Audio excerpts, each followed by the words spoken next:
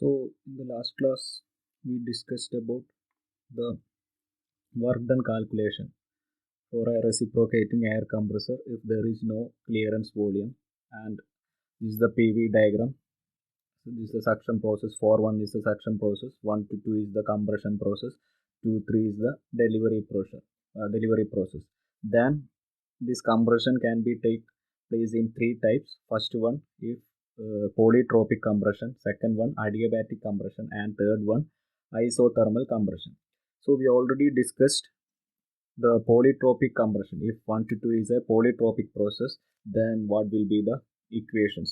And if the process 1 to 2 is a reversible adiabatic also, the same equation we can use. Instead of the polytropic and polytropic index n, we have to replace it by adiabatic compression gamma. Okay, that's the only difference. So ഇത്രയാണ് നമ്മൾ last വീഡിയോയിൽ discuss ചെയ്തത്. And we got the following equations also. ഇങ്ങനെ കുറേ ഇക്വേഷൻസും നമ്മൾ derive ചെയ്തു. Equations work done ഒരു സെയിം ഇക്വേഷൻ തന്നെ പല ഫോർമാറ്റിൽ, in terms of pressure ratio, in terms of temperature, in terms of volume ഒക്കെ നമ്മൾ എങ്ങനെയാണ് എഴുതേണ്ടത് നോക്കി. സോ ഇതൊക്കെയാണ് equation. Work done per cycle is equal to n by n-1 P2 V2 minus P1 V1 divided by n-1, where n is known as polytropic index. ഇനി ഈ first ഈ ഇക്വേഷനെ നമ്മൾ ഡിഫറെൻറ്റ് ഫോർമാറ്റിലേക്ക് കൺവേർട്ട് ചെയ്തു. P1 V1 ഒക്കെ പുറത്തെടുത്തു. ഒരു equation ഇങ്ങനെ കിട്ടി, n by n-1 P1 V1 P2 V2 all raised to n-1 by n-1 കിട്ടും. P1 V1 ideal gas equation വെച്ചിട്ട് MRT1 സബ്സ്റ്റിറ്റ്യൂട്ട് ചെയ്യാം. Again in terms of temperature നമുക്ക് ഇക്വേഷൻ കിട്ടി. ഇത്രയാണ് ലാസ്റ്റ് വീഡിയോയിൽ നമ്മൾ ഡിസ്കസ് ചെയ്ത ഇക്വേഷൻസ്. ഇനി ഇതേ ഇക്വേഷൻസ് തന്നെ നമുക്ക് അഡിയബാറ്റിക് കംപ്രഷൻ ആണെങ്കിൽ യൂസ് ചെയ്യാം. But for that we have to replace this n by gamma. Okay, gamma is the value of gamma is 1.4 for air. So that's the only difference. Now today we are going to discuss if the process is isothermal, what is the equation. Okay, compression the equation, work done the equation എന്താണെന്നുള്ളതാണ് നമ്മൾ ഇന്ന് discuss ചെയ്യാൻ പോകുന്നത്. So we have the PV diagram. Suppose rough ആയിട്ട് ഒന്ന് വരയ്ക്കുകയാണെങ്കിൽ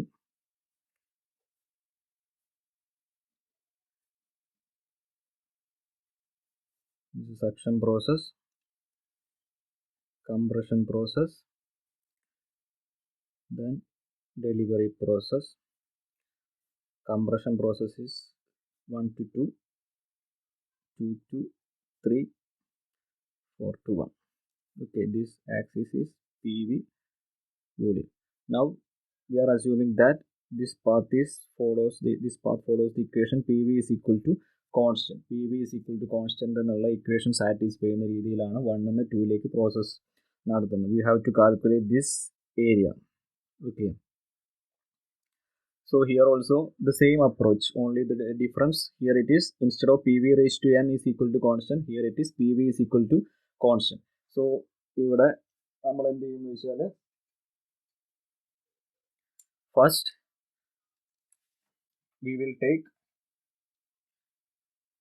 this area under the curve 1 to 2. നേരത്തെ ചെയ്ത മാതിരി തന്നെ ഈ ഏരിയൻ്റെ ഈ 1 to 2 എന്നുള്ള കർവിൻ്റെ അടിയിലുള്ള ഏരിയ കൺസിഡർ ചെയ്യും. So this the area. Now after that we will take the area under 2 to 3. We will take this area, this blue shaded area. Okay, so you will get this much area.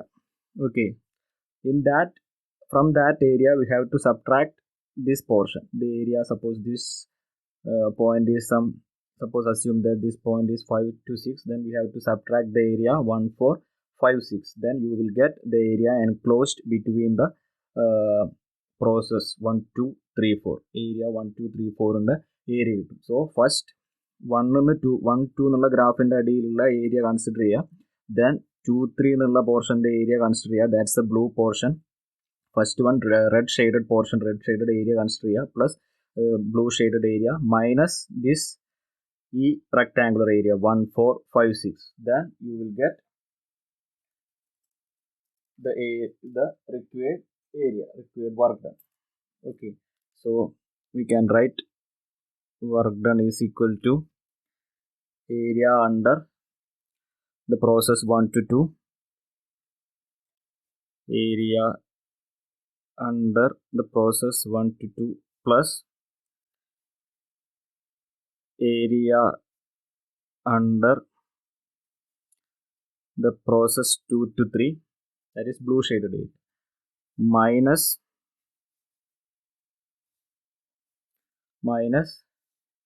area under the process 1-4, area of 1-4 in the additional area subtract here.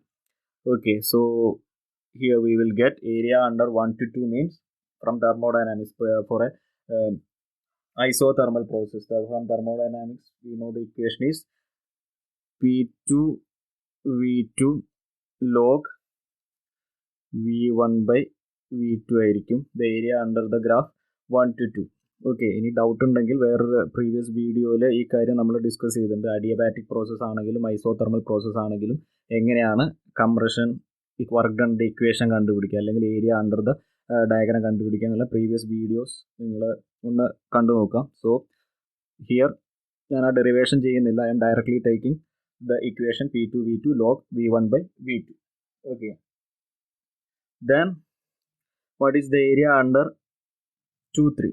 Okay, suppose the pressure here, the pressure is P2 or P3. ഈ pressure P2 ആണ് and the volume, corresponding volume is ഈ pressure P2 ആണ്. ഈ volume suppose the volume is V2. Okay, V2 ആണ് ഇവിടം വരെയുള്ള volume. ഈ height P2 ആണെങ്കിൽ is a rectangular shape, so the area is P2 V2. Okay, P2 V2 എന്ന് കിട്ടും. Then minus area under the process 1-4. Then 1-4, suppose ഈ volume എന്ന് പറഞ്ഞാൽ this much 5 to 6 total volume, that is V1 1 എന്നുള്ള point തന്നെയായിരിക്കും. ഇത് total volume V1 ആണ്. Then ഈ ഹൈറ്റ് പ്രഷർ P4 അല്ലെങ്കിൽ P1 രണ്ടും സെയിം പ്രഷറാണ്, കോൺസ്റ്റന്റ് പ്രഷർ പ്രോസസ് ആണ്. So you will get minus P1 V1 എന്ന് കിട്ടും.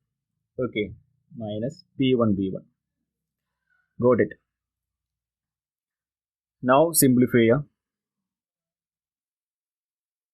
This equal to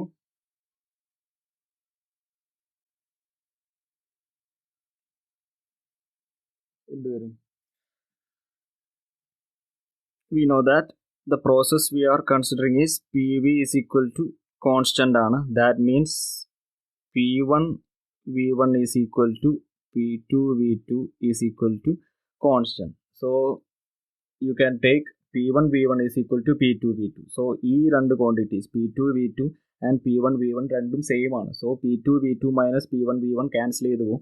So the actual equation, the equation for work done is equal to P2 V2 log V1 by V2 എന്ന് വരും. Okay,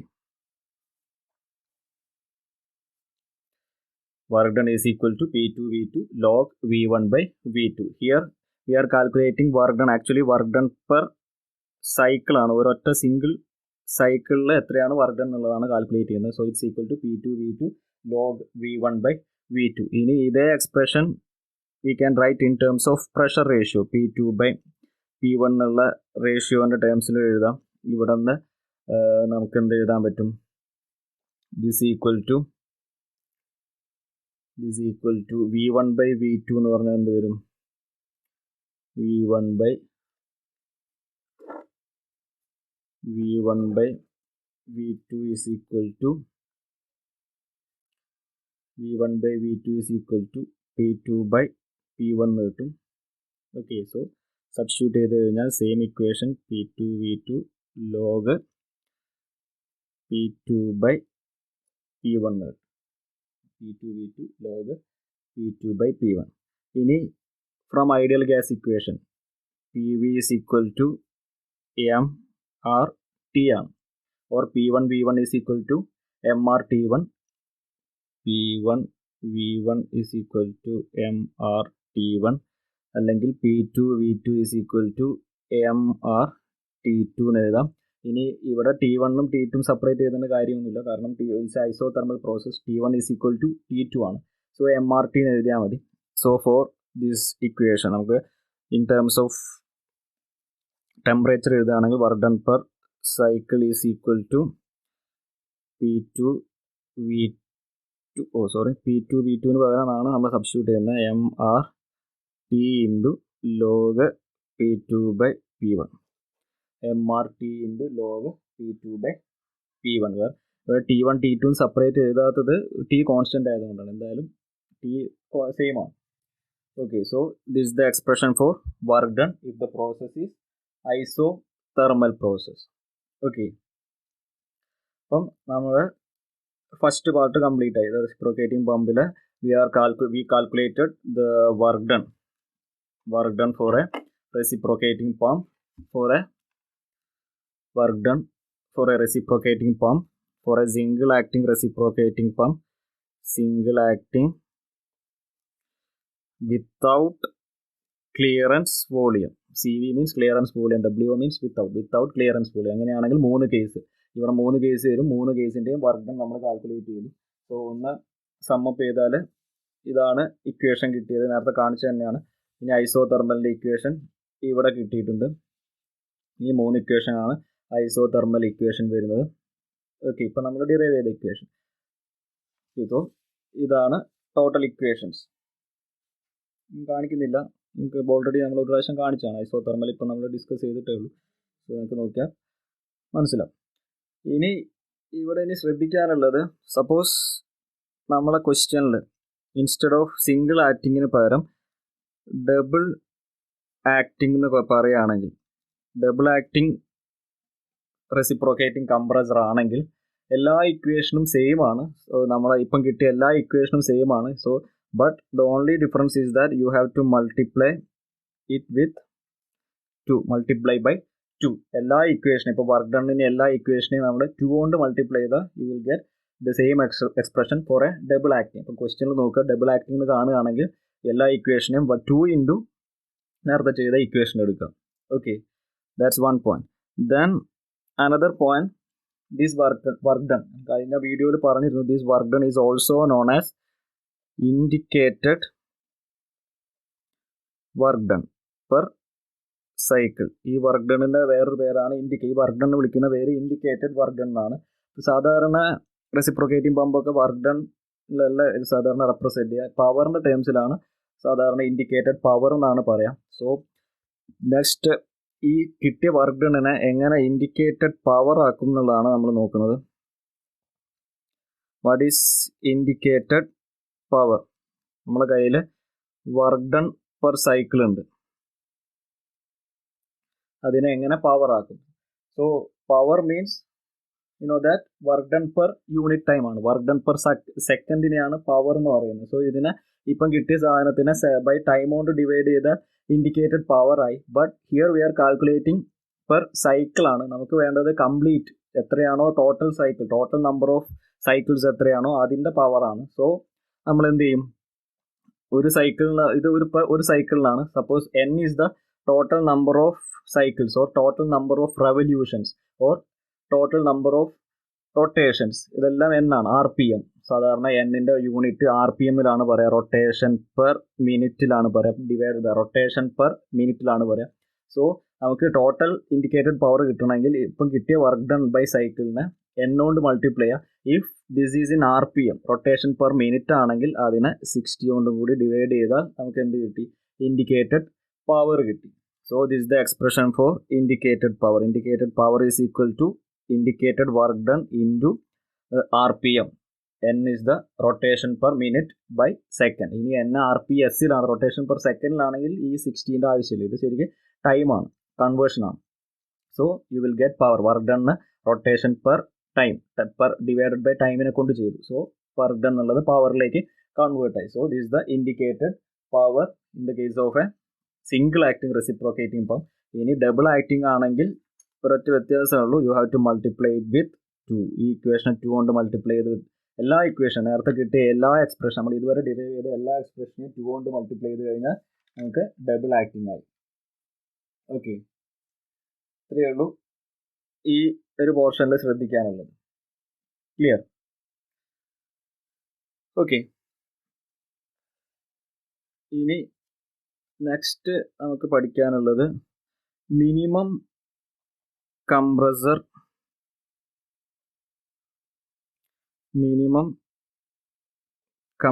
വർക്കാണ്.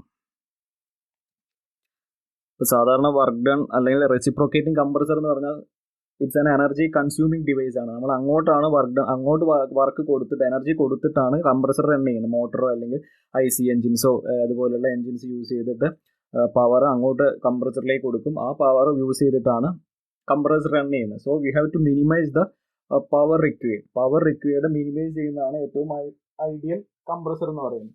So ഇപ്പം നമ്മൾ പഠിച്ച 3 കേസിലും ഏത് കേസിലാണ് കുറഞ്ഞ പവർ എന്നുള്ളതാണ് അടുത്ത് നമ്മൾ നോക്കേണ്ടത്. ഏതായിരിക്കും കുറഞ്ഞ പവർ വരിക? ഇപ്പം മിനിമം പവർ റിക്വയർഡ് എപ്പോഴും ഏതായിരിക്കും? മിനിമം പവർ അല്ലെങ്കിൽ മിനിമം വർക്ക് ഡൺ എന്ന് പറഞ്ഞാൽ എപ്പോഴും മിനിമം ഏരിയ ഏതിനാണോ, മിനിമം ഏരിയ 3 കേസ് ഉണ്ട്: isothermal, reversible adiabatic and polytropic. ഈ 3 കേസിൽ കമ്പയർ ചെയ്ത് നോക്കിയാൽ ഏതിലാണോ മിനിമം ഏരിയ വരുന്നത്, okay, for the same pressure ratio ഒന്നും മാറ്റാതെ P1 ഉം P2 ഇടയിൽ 3 പ്രോസസ്സർ റൺ ചെയ്ത് നോക്കിയാൽ ഏതിലാണോ മിനിമം ഏരിയ വരുന്നത് അതിലായിരിക്കും നമുക്ക് മാക്സിമം മിനിമം കംപ്രഷൻ വർക്ക് ആവശ്യമായിട്ട് വരിക. സോ ഈ 3 ഗ്രാഫും കൂടി ഒന്ന് കമ്പയർ ചെയ്താൽ ഇതായിരിക്കും ആ ഗ്രാഫിൻ്റെ ഷേപ്പ് വരിക. PV ഡയഗ്രാം വരയ്ക്കുകയാണ്. ഇത് എല്ലാം സെയിം ആണ്. 4-1 സക്ഷൻ പ്രോസസ്സ്, 2-3 എന്നുള്ളത് 3 കേസ് ഒരുമിച്ച് കാണിച്ചിട്ടുണ്ട്. ഫസ്റ്റ് 1 to 2 ഡബിൾ ഡാഷ് അത് അഡിയബാറ്റിക് പ്രോസസ്സാണ്. ഈ ഗ്രാഫ് റിവേഴ്സിബിൾ അഡിയബാറ്റിക് കംപ്രഷൻ ആണ്. Second case polytropic process, PV/N = ഗാമയാണ്. ആൻഡ് തേർഡ് കേസ് ഈ ലാസ്റ്റ് ഡോട്ടഡ് ലൈൻ 1-2 ഡാഷ് ഈ ലൈന് കാണിച്ചിട്ടുള്ളത് ഐസോതെർമൽ പ്രോസസ്സാണ്. ഇങ്ങനെയാണ് ഈ 3 കൂടി ഒരുമിച്ച് ഒരേ പ്രഷർ റേഷ്യോയിൽ നമ്മൾ വർക്ക് ചെയ്യുകയാണ്. ഒരേ പ്രഷർ റേഷ്യോയും ഒരേ സിലിണ്ടറിലെ സെപ്റ്റ് വോളിയം അല്ലെങ്കിൽ ടോട്ടൽ വോളിയം ഒരു സിലിണ്ടറിൽ തന്നെ 3 ഒരേ പ്രഷർ റേഷ്യോയിൽ 3 പ്രോസസ്സിലായിട്ട് ചെയ്ത് നോക്കിയാൽ നമുക്ക് ഇങ്ങനെയായിരിക്കും ഗ്രാഫിൻ്റെ ഷേപ്പ് കിട്ടുക. ഏറ്റവും ലാസ്റ്റ് വരുന്നത് അഡിയബാറ്റിക്, ഇൻ ബിറ്റ്വീൻ മിഡിൽ വരുന്നത് പോളിട്രോപിക് ആൻഡ് ഫൈനലി വരുന്നത് ഐസോതെർമൽ.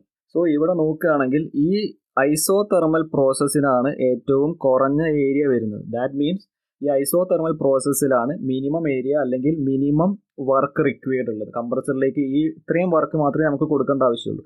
സോ ഐസോതെർമൽ പ്രോസസ്സാണ് ഏറ്റവും ഐഡിയൽ കേസായിട്ട് നമുക്ക് സ്യൂട്ടബിൾ ആയിട്ട് വരുന്ന പ്രോസസ്സ് എന്ന് പറഞ്ഞാൽ.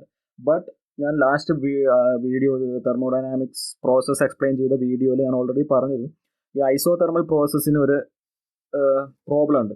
The main difficulty is that practically constant temperature വെച്ചിട്ട് ഒരു മെഷീൻ ഏത് എക്യുപ്മെൻ്റ് ആയാലും റൺ ചെയ്യാൻ വളരെ ബുദ്ധിമുട്ടാണ്. ഇപ്പോൾ കംപ്രസർ ആയാലും ഏതായാലും ടെമ്പറേച്ചർ കോൺസ്റ്റന്റ് ആക്കി വെച്ചിട്ട് റൺ ചെയ്യാൻ ഒരു പ്രോസസ്സ് നടത്താൻ ഡിഫിക്കൽട്ടാണ്. കാരണം എങ്ങനെ പിസ്റ്റൺ എപ്പം മൂവ് ചെയ്യുകയാണെങ്കിൽ അവിടെ ഫ്രിക്ഷൻ പോലുള്ള റെസിസ്റ്റൻസ് ഡെവലപ്പ് ചെയ്യും, ഓട്ടോമാറ്റിക്കലി ഹീറ്റ് ഉണ്ടാവും, അതുപോലത്തെ ലോസസ് ഒരുപാടുണ്ടാവും. സോ ടെമ്പറേച്ചർ വേരി ആവും. സോ 1 നിന്ന് 2ലേക്ക് ടെമ്പറേച്ചർ കോൺസ്റ്റന്റ് ആക്കി പോകണമെങ്കിൽ നമുക്ക് ആ പ്രോസസ്സ് 1 നിന്ന് 2ലേക്ക് ആ പ്രോസസ്സ് മാക്സിമം സ്ലോ ആയിട്ട് നടത്തിയാൽ മാത്രമേ ഐസോതെർമൽ കണ്ടീഷൻ അച്ചീവ് ചെയ്യാൻ പറ്റുള്ളൂ. എന്നാൽ മാത്രമേ PV = കോൺസ്റ്റന്റ് എന്നുള്ള ഇക്വേഷൻ സാറ്റിസ്ഫൈ ചെയ്യാൻ പറ്റുള്ളൂ. ടെമ്പറേച്ചർ കോൺസ്റ്റന്റ് ആക്കി മെയിൻറ്റെയിൻ ചെയ്യാൻ പറ്റും. ഓക്കെ, സോ ഇങ്ങനെ സ്ലോ ആക്കി നടത്തുന്നത് ഒന്ന് പ്രാക്ടിക്കലി വളരെ ഡിഫിക്കൽട്ടാണ്, അത്രയും സ്ലോ ആയിട്ട് ഒരു പ്രോസസ്സ് നടത്താൻ. സോ പിന്നെ രണ്ടാമത്തെ പ്രശ്നം എന്ന് പറഞ്ഞാൽ 1 നിന്ന് 2ലേക്ക് ഈ ഒരു പ്രോസസ്സ് സ്ലോ ആക്കി നടത്തുമ്പോൾ നമുക്ക് കിട്ടുന്ന ഔട്ട്പുട്ട്, കംപ്രസ്ഡ് ഔട്ട്പുട്ട് അത്രയും സ്ലോ ആയിട്ട് നമുക്ക് ഔട്ട്പുട്ട് കിട്ടുള്ളൂ. എയർ കംപ്രസ് ചെയ്യുന്ന പെട്ടെന്ന് കംപ്രസ്ഡ് എയർ റിക്വയർമെന്റ് ഉണ്ടെങ്കിൽ നമുക്ക് കംപ്രസ്ഡ് എയർ പ്രൊഡ്യൂസ് ചെയ്യാൻ പറ്റില്ല. അത്രയും സ്ലോ ആയിട്ട് മാത്രമേ ഔട്ട്പുട്ട് കിട്ടുള്ളൂ. സോ പ്രാക്ടിക്കലി ഈ ഒരു കേസ് ഡിഫിക്കൽട്ടാണ്. അപ്പോൾ ഇത്രയും ഓർമ്മിക്കുക. ഇതാണ് ഐസോതെർമൽ പ്രോസസ്സിൽ കംപ്രഷൻ നടത്തുന്നതാണ് ഏറ്റവും ideal condition, safe condition. Because അതിലാണ് ഏരിയ കുറവുള്ളത്. സോ കുറച്ച് വർക്ക് കൊടുത്താൽ മതി. കംപ്രസറിലേക്ക് നമുക്ക് കൊടുക്കേണ്ട വർക്ക് കുറവാണ്. ബട്ട് അത് പ്രാക്ടിക്കലി അച്ചീവ് ചെയ്യാൻ വളരെ ബുദ്ധിമുട്ടാണ്. ബട്ട് നമ്മൾ കുറച്ച് എക്സ്ട്രാ കെയർ എടുത്തിട്ട് കുറച്ച് ഇതിലെ ടെമ്പറേച്ചർ മാറാതെ കുറച്ച് എക്സ്ട്രാ കെയർ എടുത്തിട്ട് വേണമെങ്കിൽ നമുക്ക് ഓൾമോസ്റ്റ് ഐസോതെർമൽ കണ്ടീഷൻ അച്ചീവ് ചെയ്യാൻ പറ്റും. സോ അതെങ്ങനെയാണെന്ന് വെച്ചാൽ എങ്ങനെയാണ് പ്രാക്ടിക്കലി ഒരു ഐസോതെർമൽ പ്രോസസ്സിലേക്ക് നമുക്ക് എത്തിക്കാൻ പറ്റും, ഒരു പ്രോസസ്സിന്, ഒരു റിയൽ പ്രോസസ്സിന് ഐസോതെർമൽ പ്രോസസ്സിലേക്ക് എത്തിക്കാൻ പറ്റുക എന്നുള്ളത് നമുക്ക് നോക്കാം.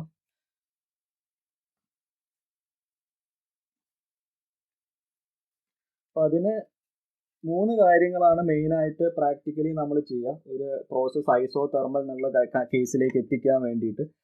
ഫസ്റ്റ് വൺ എന്ന് പറഞ്ഞാൽ വാട്ടർ സ്പ്രേ അല്ലെങ്കിൽ വാട്ടർ ജാക്കറ്റ് യൂസ് ചെയ്യുന്നതാണ്.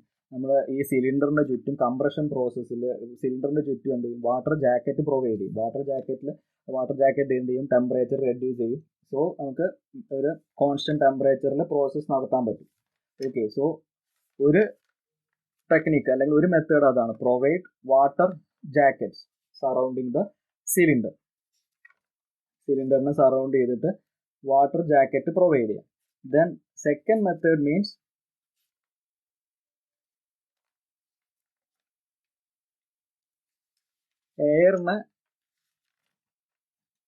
വാട്ടറിനെ സ്പ്രേ ചെയ്യുന്നതും ഒരു മെത്തേഡാണ്. കണ്ടിന്യൂസ് ആയിട്ട് കംപ്രഷൻ പ്രോസസ്സിൽ വാട്ടർ പാർട്ടിക്കിൾസ് സ്പ്രേ ചെയ്തുകൊണ്ടിരിക്കും. So that is another method. Okay, then the third method is providing intercooler അല്ലെങ്കിൽ മൾട്ടി സ്റ്റേജ് കംപ്രഷൻ യൂസ് ചെയ്യുക. ഇൻസ്റ്റെഡ് ഓഫ് ഒരു സിംഗിൾ സ്റ്റേജ് കംപ്രഷന് പകരം മൾട്ടി സ്റ്റേജ് കംപ്രഷൻ യൂസ് ചെയ്യുക. എന്നിട്ട് ഇൻ ബിറ്റ്വീൻ ഇന്റർകൂളേഴ്സ് പ്രൊവൈഡ് ചെയ്യുക. So intercooler എന്ത് ചെയ്യും, ടെമ്പറേച്ചർ റെഡ്യൂസ് ചെയ്തിട്ട് നമുക്ക് isothermal process temperature almost constant ആക്കിയിട്ട് കംപ്രഷൻ നടത്താൻ പറ്റും. സോ ഈ 3 മെത്തേഡാണ് ജനറലി യൂസ് ചെയ്യുന്ന techniques.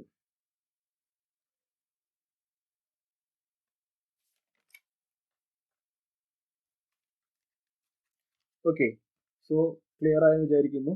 So practically isothermal process achieve ചെയ്യാൻ ഇറ്റ്സ് വെരി ഡിഫിക്കൽട്ട്. സോ നമ്മൾ എന്ത് ചെയ്യുമെന്ന് വെച്ചാൽ ഈ കംപ്രസറിൽ കുറച്ച് അഡീഷണൽ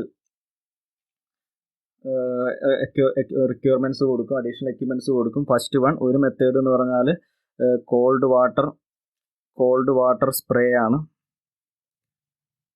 കംപ്രഷൻ നടക്കുമ്പോൾ 1 to 2 എന്നുള്ള കംപ്രഷൻ നടത്തുമ്പോൾ നമ്മൾ കോൾഡ് വാട്ടർ സ്പ്രേ ചെയ്ത് കൊടുക്കും.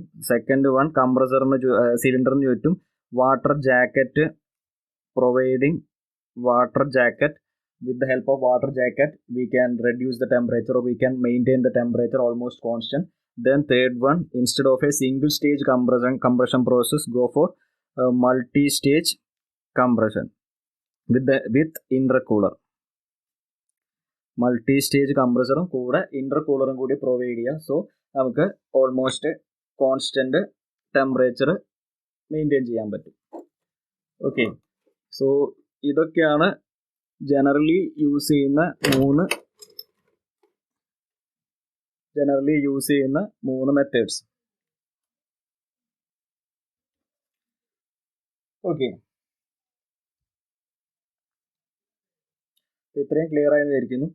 സോ ഇത് വെച്ചിട്ട് ഞാൻ ഇന്നത്തെ ക്ലാസ് വൈൻഡപ്പ് ചെയ്യാണ്. നെക്സ്റ്റ് നമ്മൾ നോക്കുന്നത് വിത്തൗട്ട് കൺട്രോൾ വോളിയം. ഇപ്പോൾ നമ്മൾ വിത്തൗട്ട് കൺട്രോൾ വോളിയം കേസാണ് ഡിസ്കസ് ചെയ്ത്. Next we will discuss work done for a reciprocating compressor with clearance volume. So നമ്മൾ നെക്സ്റ്റ് കാൽക്കുലേറ്റ് ചെയ്യാൻ പോകുന്ന വർക്ക് ഡൺ ആണ് for a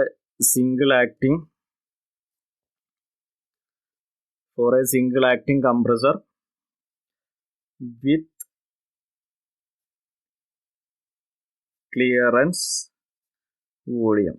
അതിൻ്റെ ഇക്വേഷൻസ് എങ്ങനെയാണെന്നുള്ളതാണ് നോക്കുന്നത് നെക്സ്റ്റ് ക്ലാസ്സിൽ. കൂടാതെ നെക്സ്റ്റ് ക്ലാസ്സിൽ നമ്മൾ കുറച്ച് ബേസിക് ഡെഫിനിഷൻസ് ഒക്കെ ഉണ്ട്. എഫിഷ്യൻസീസ് എന്താണ്, what are the various efficiencies of A reciprocating compressor, efficiencies അതിനൊക്കെ എങ്ങനെയാണ് ഡിഫൈൻ ചെയ്യും. ദെൻ ഫ്രീ എയർ ഡെലിവറി എന്ന് പറഞ്ഞൊരു ടേം ഉണ്ട്. ഇങ്ങനത്തെ കുറച്ച് പാരാമീറ്റേഴ്സ് ഉണ്ട്. അതൊക്കെയാണ് നമ്മൾ നെക്സ്റ്റ് ക്ലാസ്സിൽ കൺസിഡർ ചെയ്യുന്നത്.